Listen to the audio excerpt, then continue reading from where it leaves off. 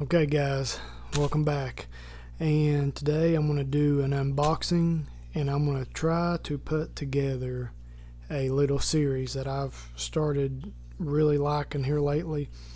And as you can see, you can guess what it is, and I'll post a video up here in the corner.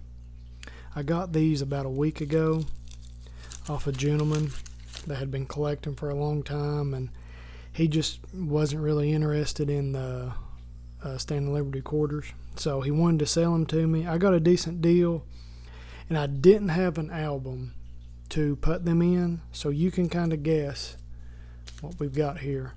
So let's open this up. I bought this off eBay.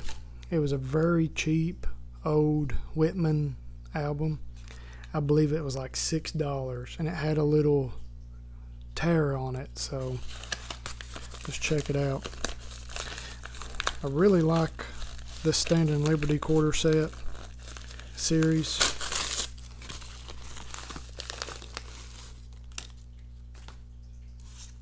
Put that off to the side, and here we go.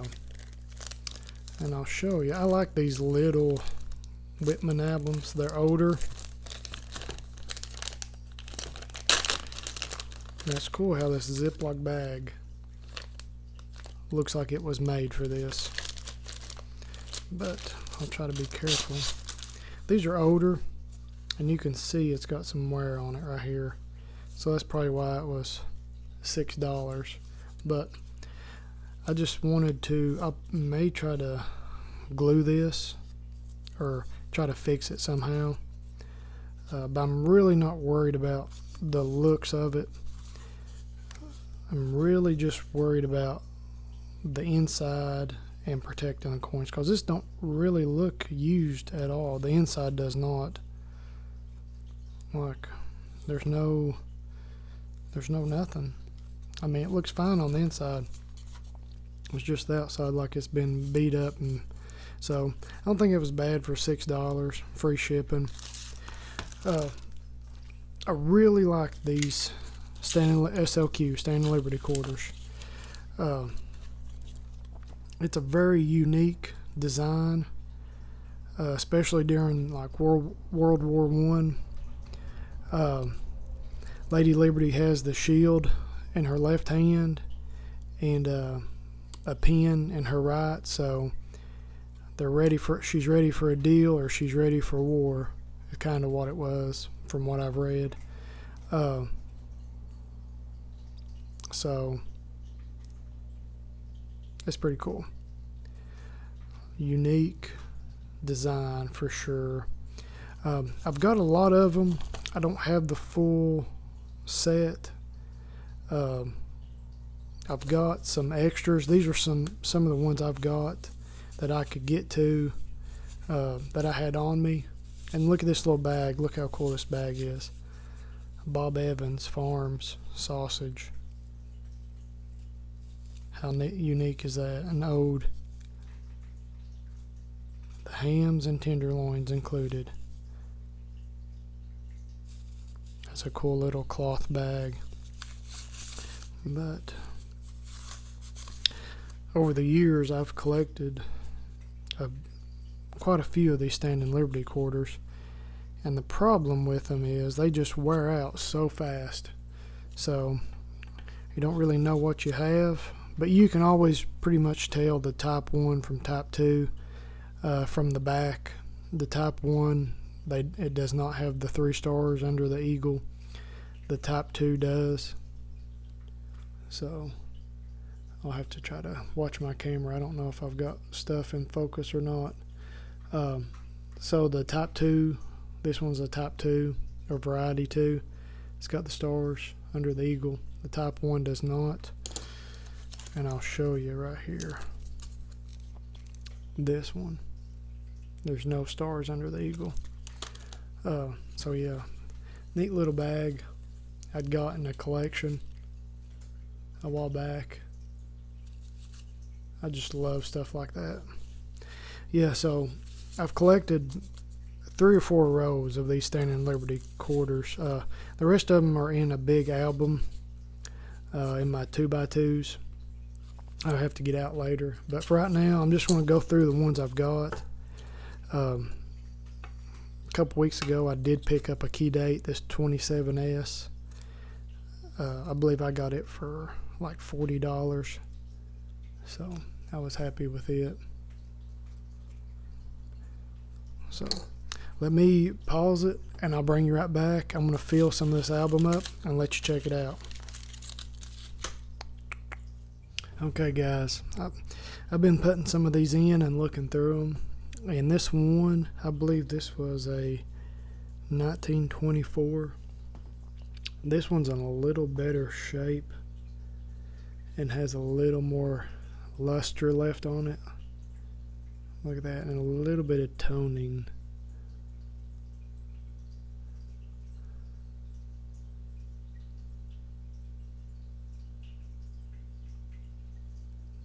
Hopefully you can see that on camera. Yeah, it looks nice. It's just an awesome design. I'm really liking this series.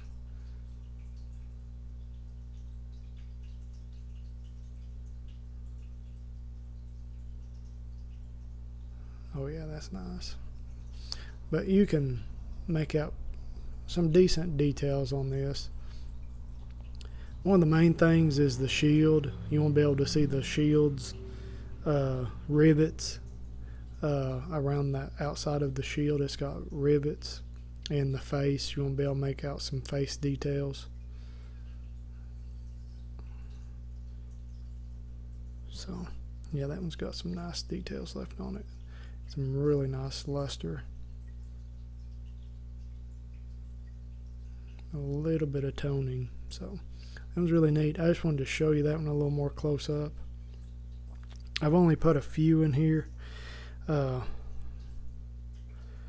put this in there real fast, and I'll show you this 23 I put in there also. And this case is nice. Like the inside doesn't look like it's been used at all.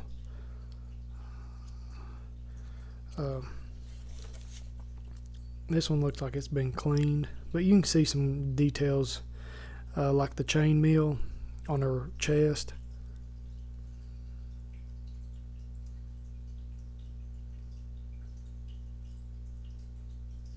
Yeah, that one's pretty nice too. But I'll finish putting these in here and I'll bring y'all right back. Okay guys, I'm back. In the last video that I was showing you, and I put a link earlier in the video, whenever I bought these, I was telling everybody about how these old albums were like, you can hear how hard plastic they are, and they break. Like these old plastic album covers, sleeves, whatever you want to call them, they're really bad to get PVC on them. And I'll show you a video. I'll try to link it up here of me cleaning some piece dollars. It's a really good video, but I wanted to show you how I do it again in this video, and I'm just going to do it real quick. These old albums, I have come across so many of them that have PVC damage, and that's just the green. You'll see the green stuff on them. These aren't too bad, but this one, I noticed it had some green on it, and I don't know if you can see it, but you will see it whenever I clean it with this white Q-tip. And on the back, over here, on the eagle's wing, you can see a little green speck. That's PVC. So what I do, quick and easy, get some Q-tips, and this is what I use. 100% acetone, and it's the clear kind.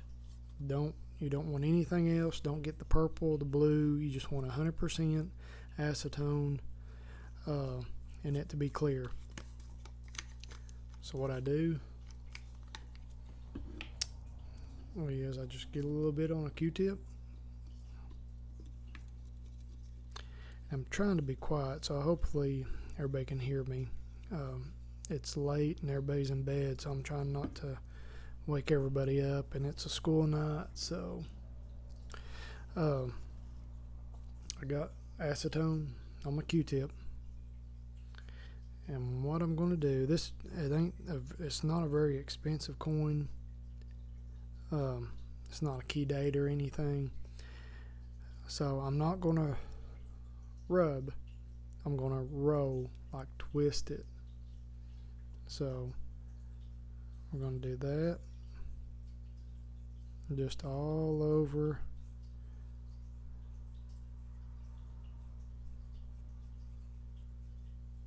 And the PVC is not too bad on this one, but I didn't want to throw it in an album and forget it with that PVC on it.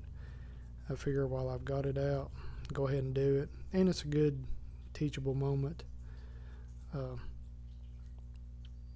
there's some on the back here, and that acetone dries really fast. May have to get a little more. But it doesn't hurt the coin, and you're not rubbing it. You can rub it. It's hard for it to hurt these surfaces. If you have proof coins and they have proof finishes, the Q-tip will leave abrasions like anything will leave on proof-like surfaces. But let me just go over this a few more times. As acetone dries really fast, it does not damage the coin.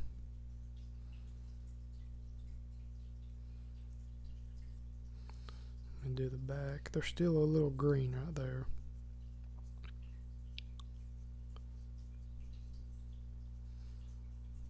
I'm just going back and forth. Let me see if I can see a little. I can see a little bit on the Q-tip. Let me see. I'm trying to look at it, so I've got it. Excuse me. I've got it off camera here.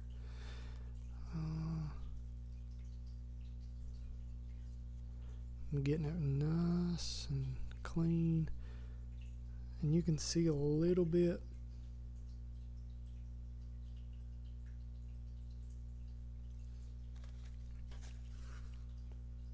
There. You can see it now. See that green? That's PVC. So, and you could hardly see it on the coin before I done that. Like, you probably couldn't see it through the camera, but that's how much was on there. That's crazy, ain't it? And this side, when I done it earlier, see? It's just the camera makes it really hard to pick up. But that's how much PVC was on there. So I used acetone. And, I mean, look at it. You can't really tell a difference. The coin might look a little more shiny or cleaner now. But it gets that PVC off of it. And that wing's a little better. I think the rest of that is just some scuffing. So, and another reason you don't want to like press really hard and scrape it, because there is dirt. This coin has been circulated, and it does have normal wear and tear, and it's got dirt on it. And if you scrub one spot really good, you're going to make a clean spot, and then the coin's not going to look evenly not have even wear on it. So you're going to have a clean spot over here, and then the rest of it's going to look dirty. So don't scrub one spot. If you're doing the coin, you have to scrub the whole thing, because I've done it where I've cleaned a section and then it looks like two-face, like half of it's clean and half of it's dirty. So just do it lightly, and that way you can keep that original toning, and which acetone doesn't take off toning, but I mean the dirt and the normal wear of the coin, if that makes sense. So looks good. I'm going to go ahead and put this, I don't even remember what date it was, a 1928, and I believe it came out right there. So we'll drop her down in there. And as I was dropping a couple down in there, as soon as I dropped it down in there, like the coin shifted, so it didn't look even, like upright. And I'm like, oh my goodness, I have to take the coin back out. And you got to get them in there perfectly lined up. Like that one right there, it's a little off. So I may have to fix that one. But that 27S, that's one of the key dates. So that's the one I was showing you at the beginning of the video. I'm going to do the rest of these and see if I can fill the rest of them up. It's not a long series. It just goes from 1916 through 1930. So I mean, this album is just a 2-page book. Very thin, easy. The 1916's the hard one to make, to find. So that's usually the one I won't find in albums. So I believe the cheapest one I seen going on eBay right now was like $25,000 or $3,000, and you couldn't even make it out. They just used diagnostics to figure out the coin, because on that first year there's certain features on it that is not on the 17s and 18s, so they can tell if it's a 16, but it's very hard to tell, so just you have to be very careful. But let me finish this up and I'll bring you right back. Okay guys, I'm back. For the night, I think I've got all of them that I have and I can find in here.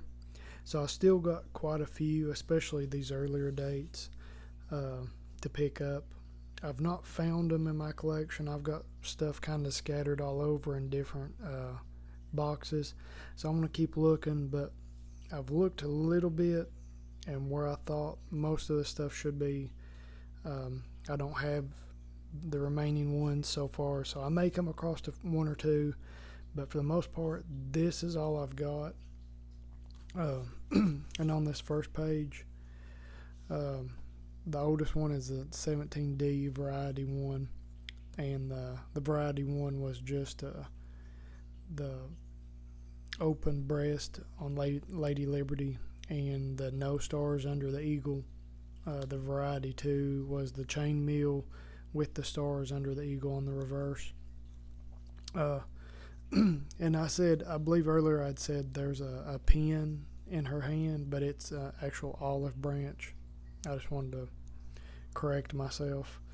So it was like a piece. So basically peace or shield for war. But yeah, I just want to make note of that. The second oldest one was 1920, 23, 24. So I've got a lot to fill up on this first page. I'm expecting these to be a little harder to pick up and find. They're really hard to find in good condition. And I believe, yeah, there it is. I found this one when I was going through some of my Seated Liberties. Look at the wear on this one. I mean, it's pretty slick.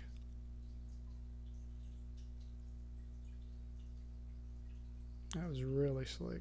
But you can still see their stars under the eagle, so you know it's a type 2. And I believe the earlier dates, they had the actual date raised. And I believe starting in, I think it might even say up here, 1925, they started depressing the date, so the date would set back in the coin a little more, so it wasn't a high point on the coin, so it would get so it wouldn't wear off as fast. So starting 1925, they started putting it deeper into the coin, which helped these later dates maintain the visibility on the actual date. So that really helped. The second page, you can see I've got most of them. These are some pretty common dates. I need the 24D, 24S, but they're all about normal circulated condition. Now I have seen some of these standing Liberty quarters in like very high grades. When you see these SLQs in like mint state 64s or 65s, I mean, they are just gorgeous. They're beautiful. And I don't think they made any proofs. I think I looked the other day to see if there was proofs made. I don't believe they made proof coins of the SLQs. Let me know in the comments. Yeah, because I believe I looked that up and I couldn't find one. So that would make a really awesome proof coin. But guys, that's really it. I just wanted to start on this album. And this video is not, I mean, it's nothing really special, but I just kind of want to show everybody that to me this is what coin collecting is about, in numismatics. Like, you take an album, it's beat up, and you just start putting coins in an album. I mean, that's it. This album's not full. I've got a long ways to go on it. I've got a good start, but now I've got something to do. I've got coins I need to get. I'll start looking for. That's the joy in coin collecting for me, is getting this started and just writing down the dates I need and just start looking for them, looking for a good deal. I got a coin show I'm going to later this month. I'm going to write down the dates I need, and look, I've got a coin shop about an hour away. I may be there in the next couple weeks. I'm going to see if he's got anything. But that's the fun part for me, and I believe a lot of y'all can relate. I mean, it's nice seeing a full album, but man, it's nice seeing an album that needs holes filled too, because you got something to look forward to. And when you get it full, as much as you can, and you come across a 1929 that's in a little better date, I'm going to try to pick it up.